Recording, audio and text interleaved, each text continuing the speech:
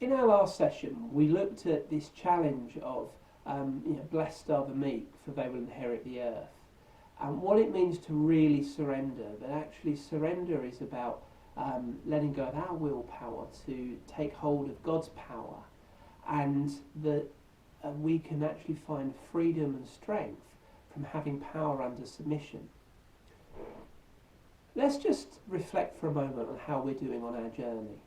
We began by looking at the challenge of denial and whether we're willing to get honest.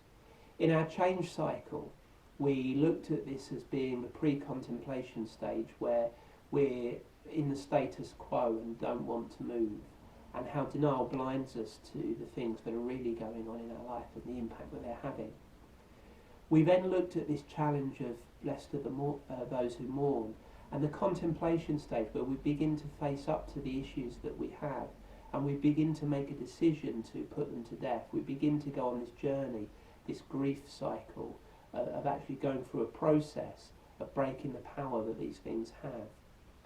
And in our last session, we move that on to this question of being willing to surrender, where we come to this decision on our cycle of change to surrender our will that got us into this mess in the first place. Today's principle is blessed are the pure in heart, for they will see God.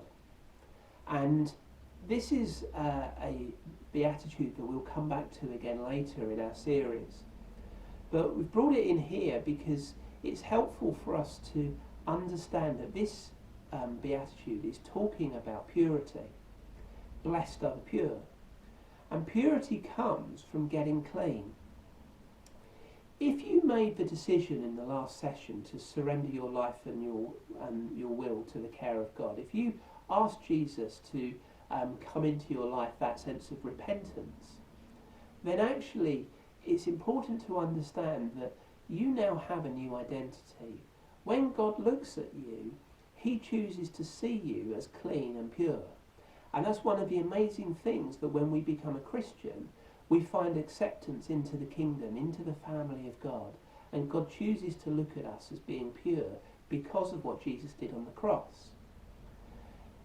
The journey of discipleship and the journey of healing, this cycle of change that we talk about, there is a process though for us to go through of getting clean. That if you love someone, you don't want to continue to hurt that person by doing things that would cause them damage or harm. And so for us, we might have been Christians for 2 minutes, or we might have been Christians for 20 years. But there are things in our life that we know aren't as they should be. And this beatitude challenges us that it's time to come clean. It's time to get clean.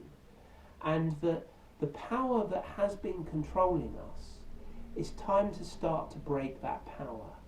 We've exchanged our willpower for the power of God. But now we have some work to do to face up to the issues that we've decided to put to death.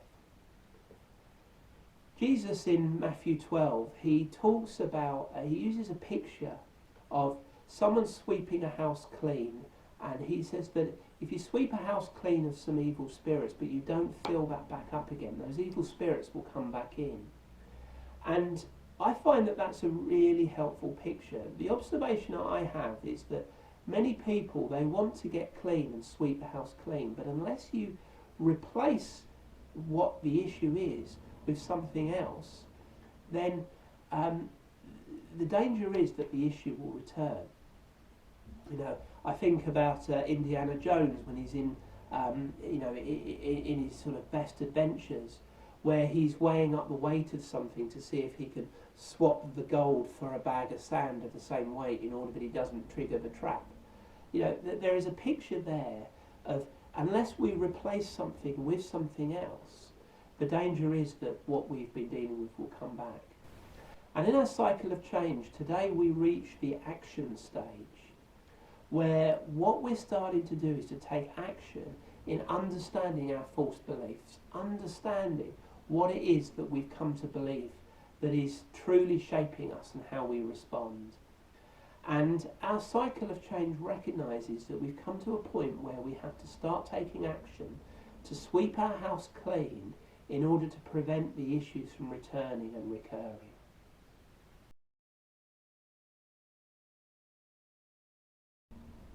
To help us to begin to sweep our house clean, I want us to start by considering the possibility that you and I are living with false beliefs.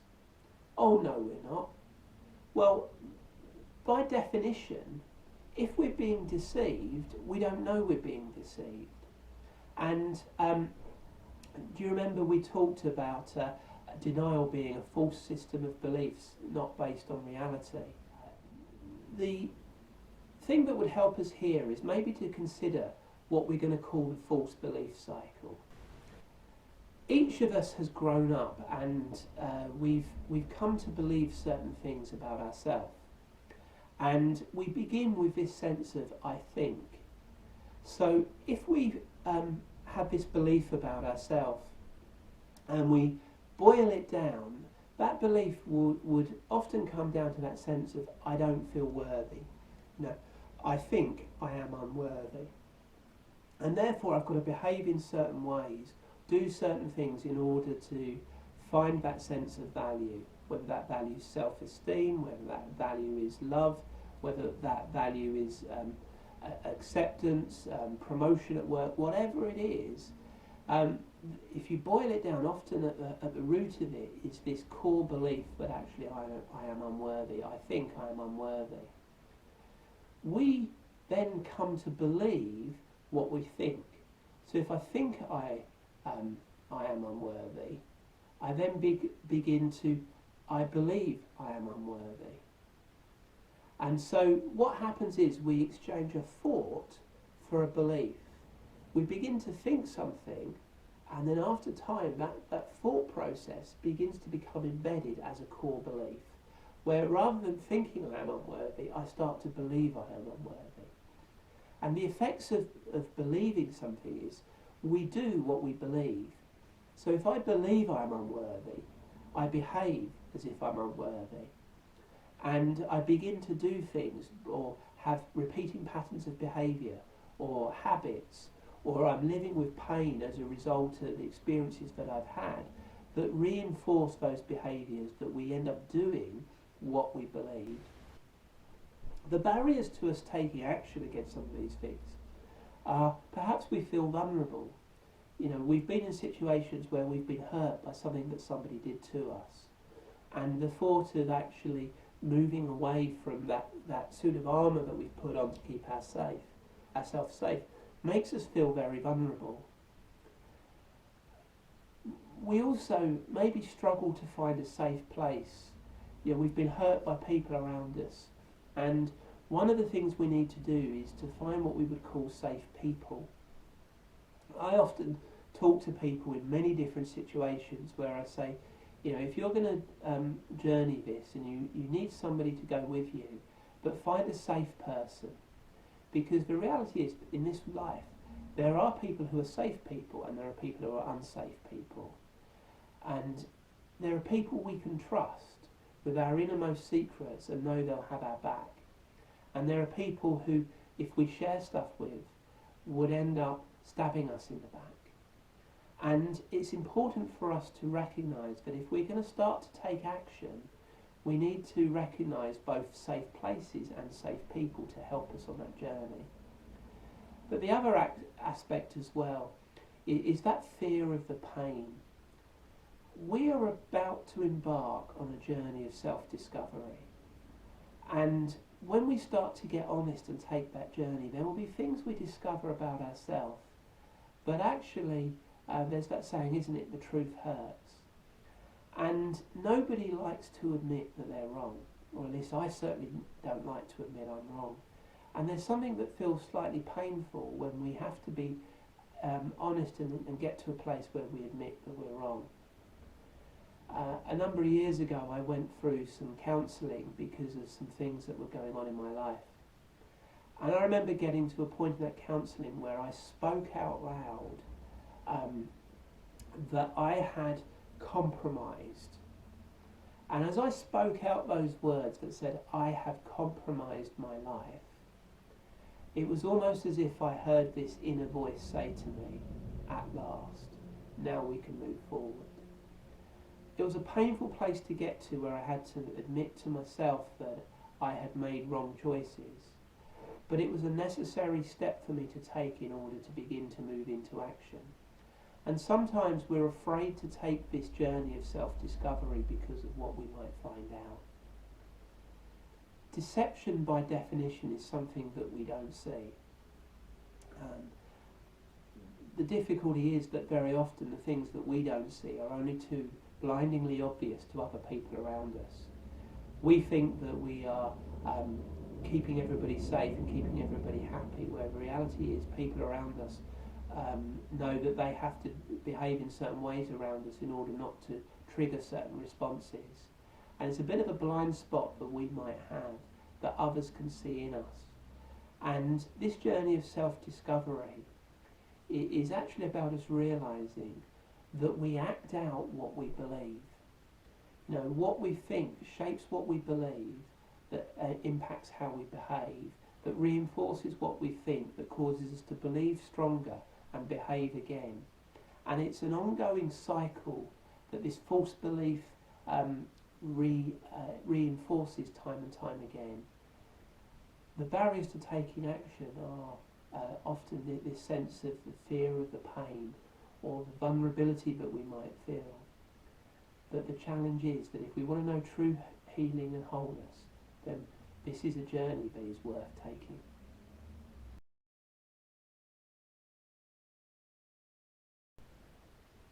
So how do we begin to prepare to break this power of false belief? If these things are going on in our life and shaping what we do, how do we prepare to take some action? Perhaps the first question we need to ask is actually why? Why should I bother? You know, we've lived with it for so long. Why do I need to deal with it now? And it sounds to me again that when we say some of those things, there's that ugly head of denial poking its head up again and going, you don't need to deal with this. And we need to be able to recognise the voice of denial that's challenging us. The reality is that we are invited to be healthy, and by breaking the power of false beliefs, it's part of us getting healthy. Healthy coping mechanisms, healthy emotions, healthy relationships, and a healthy future. There are lots of reasons of why it's worth doing this. Because healthy things grow, unhealthy things die. I enjoy gardening. I'm not always the best at it. But I keep finding that if I don't water things and look after things, then they tend to die. And unhealthy things die, but if I care for things and look after things, then they grow up healthy. When you love someone, you want the best for them. And you want to be the best for them. And there are reasons why it's worth taking this journey of self-discovery, because it allows us to get healthy. And you might say, well, there's nobody in this world who cares about me, and I want to suggest that that is another one of these denial, false beliefs that's coming up that's worth exploring, because God cares about you if nobody else does. But actually there is also a place of self-care where we should actually care about ourselves.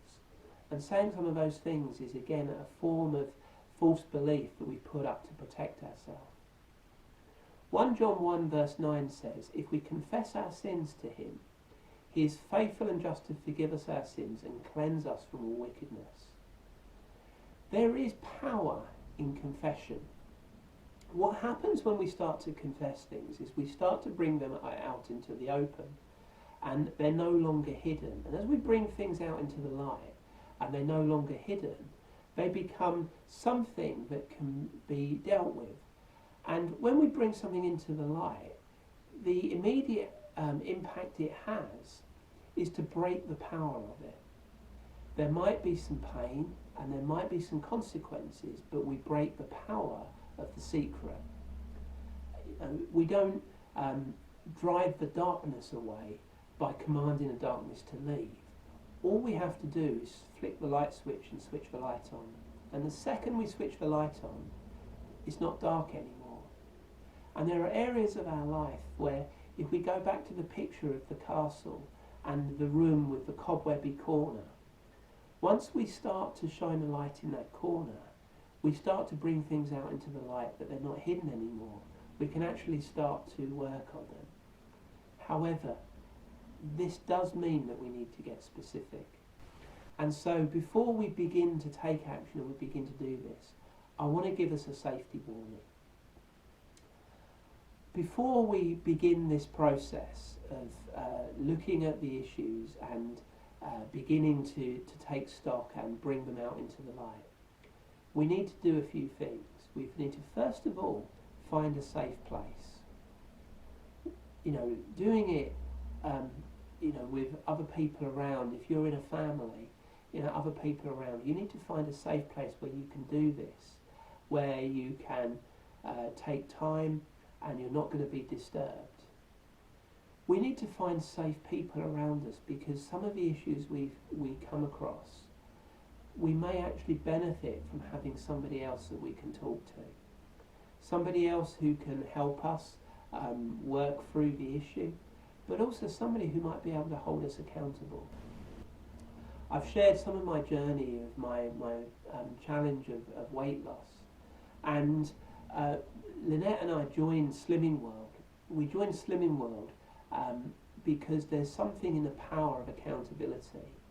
Knowing that I have to weigh every Monday morning and send my weight through to the group leader means that there's a sense of there is a point every week that if I want to eat that cake on a Wednesday, will it be on my scales on a Monday morning?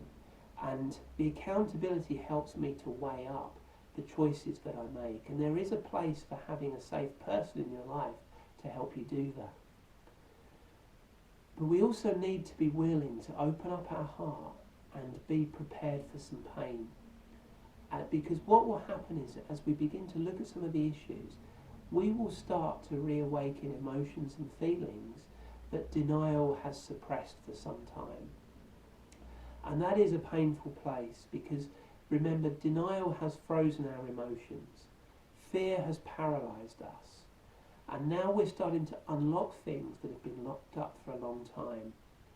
And we can feel a tremendous anxiety about that. We can feel a fear about doing that.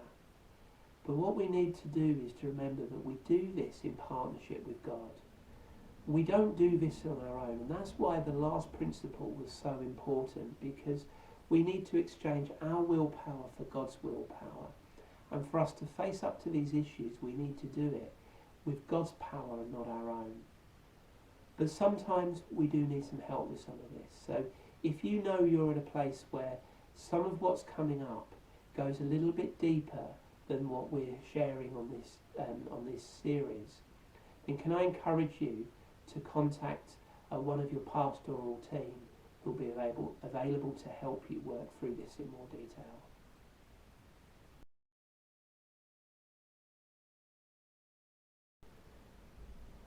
So how do we start to move into this part of the series that invites us to start to get honest with ourselves in a more specific and a deeper way? How do we begin this process of sort of unlocking some of these issues?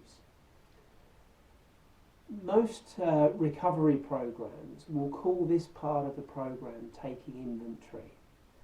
And literally what we do is we start to create a list in black and white. We start to write down some of the issues that we have. And as I said previously, for some of us, we might find that we're dealing with some major life events, some really serious events of things that were done to us that require us to possibly ask for a little bit of help with this step. And that's absolutely fine. We'd be more than happy to do that. However, what I want to do is to give us a process that we can do on our own with God. What I want to suggest is, first of all, that it's about 3 Ps. And what we need to do is to get alone with God, get on our own, and create a safe place with us, for ourselves, where it's quiet, where we can be alone, where we can have a period of time with no interruptions. And for some of us who during lockdown we're stuck at home, or maybe we've got a family, that might be easier said than done. But that might take a little bit of planning. So this is where the 3Ps come in. What we need to do is to pray, prepare and pause. What I want us to do is to find that safe place where we can do all those three things, and that might mean that you need to plan ahead and actually create a time to do that. And what I want us to do is, when we get into that safe place, take a pen and a piece of paper with us, and I want to invite you to start to ask some questions. When we began this series, what was the first thing that came to mind when we started talking about what is it that you'd like to be free from? What is it that you'd like to no longer be carrying emotionally, or a habit that you're doing, or a repeating experience that you keep having? What was the first thing that came to mind? And if you haven't written that down yet, write that down. But some other questions to ask yourself is maybe, what is it that I feel guilty about? What is it that's still hurting me? Are there things that I regret? Are there some things that I'm resenting? What are my fears? And I think if we take some time to prayerfully consider those questions, what we might find ourselves doing is starting to write down a list of a number of things that have happened in our life. Things that either have been done to us by other people, or by us against other people, or by us against ourselves. I often talk here about people's, people's sort of free will, and we all have free will to choose how we respond. And unfortunately, sometimes people, in using their free will, have done things that have hurt us that we were not responsible for. So someone else's free will has hurt us, but we're carrying the pain of that, we're carrying the impact of that. And the thing that often happens is that whilst we weren't responsible for what happened has caused us to find or believe things about ourselves that are false. A painful example would be that where somebody has been the victim of rape, they've maybe come to say, it was my fault, or I'm dirty.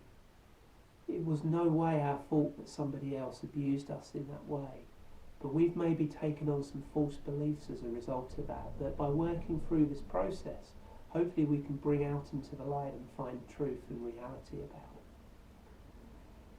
Look at the list that you write, and then ask yourself some questions. Prayerfully evaluate it and consider it carefully.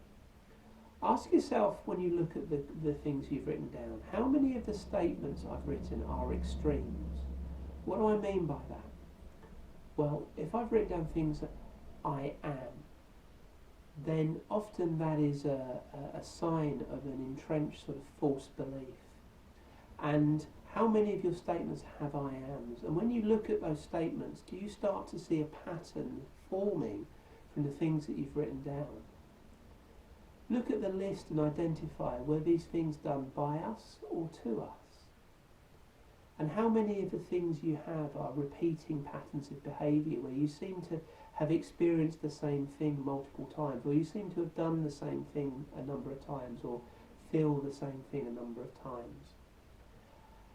Writing a list is important because when we look at it in black and white, it allows us to process it in a different way. And when you write that list, keep it safe. Keep it somewhere. This is where the P's come in, pray, prepare and pause.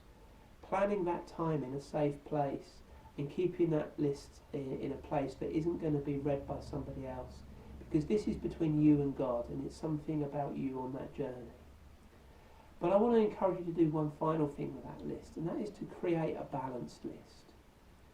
List the good things as well as the bad things that have happened, and try to see the experiences you've had in a balanced way.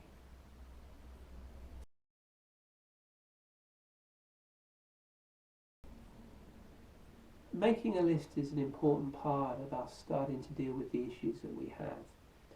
There's a great verse in Lamentations that says, "Let us test and examine our ways, and let us turn back to the Lord." Confession is a valuable tool for getting clean. And if it's done properly, then we'll start to spot some patterns in our behaviours, in our thinking, that can help us start to evaluate those patterns. And by writing it down and looking at it, we can begin to spot the repeating patterns and begin to maybe start to see where we've got some false beliefs that have been influencing us, where we've been doing certain things. Because if we look at that list and we evaluate it and we look at what we've done and we start to ask ourselves the question, why did that happen? Why did I do that? We can start to maybe recognise that there are beliefs that we've had that are shaping the things that we feel and the things that we do. And we can start to call those things, those false beliefs, character defects. Our verse for this session is, "Blessed are the pure in heart, for they will see God." Blessed are the pure in heart. Blessed are those who want to get clean. Blessed are those who go on a journey of cleaning out the rubbish. Blessed are those who get themselves pure, who start to wash the dirt off. Because the promise here is that if we do that, then we will see God. Many years ago, I remember a tract that I read, and it was man and God standing either side of the fence with a big sort of tube in between that they could walk through. But all the rubbish had piled up inside that tube and was blocking the way for man and God to be in relationship. As a result, God came and removed the rubbish, cleaned the rubbish out and made it possible for man to cross back over into relationship. And the temptation is that we want to start building up that rubbish again, and that rubbish blocks our relationship with God. As we start to get clean and we start to clean out the rubbish, then we will see God. We will start to experience God in a deeper and a more intimate way. Freedom comes when we get honest and we face up to the issues that we have, and we begin to confess them in a healthy way before God, in a balanced way. It removes the barriers, it removes the rubbish, and it opens up our healing.